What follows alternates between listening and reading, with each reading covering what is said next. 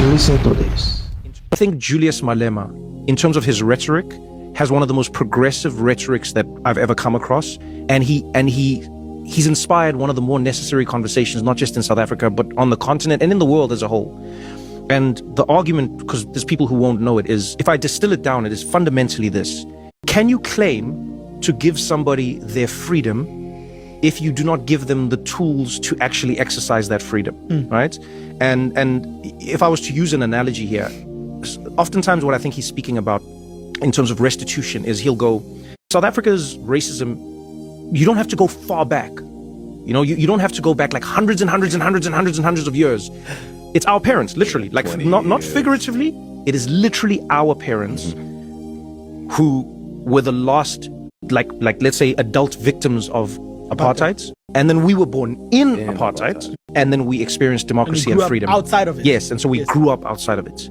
But when you look at that, there are many things that the state stole from black people and all other people of colored people, and if you name it, the state stole these things from them, took that and gave it to the white population in South Africa. And many of them, and this is something that I think is important to say, many of them unknowingly receiving it. Yeah. Which is a part of the conversation people don't really have often. Many white people in South Africa were obscured from the reality of the situation. Yeah. So they were going, we get good roads, we get free schools, we get unemployment. Seems like the government's doing a good job. Opportunities. And then the government would just go, hey, just so you know, man, these black people are crazy out here. We're holding them back. And the only place they got their reality from was from the government. And so in the same way, it's funny, I remember when I went to the African American History Museum, one of the things you see MLK talk about is in all of his writings, when he's trying to get journalists to come out and cover what's happening, he's saying in his writing, and I paraphrase this because I don't know if I'll say it accurate, but he says, because I truly believe when our white brothers and sisters see what is being done by the American government to black people, I believe that they will stand up with us. So I find it fascinating that even in America, MLK, and then in South Africa, white people were obscured from the truth. The truth was being obscured from them, right? So they receive these things.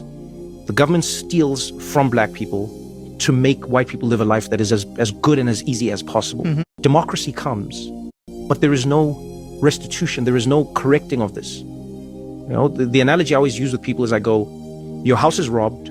The police come, they say, hey, we've solved the case, you were robbed, and we caught the person who robbed you. And you go like, all right, so what do we do now? They're like, no, we're not gonna do anything now.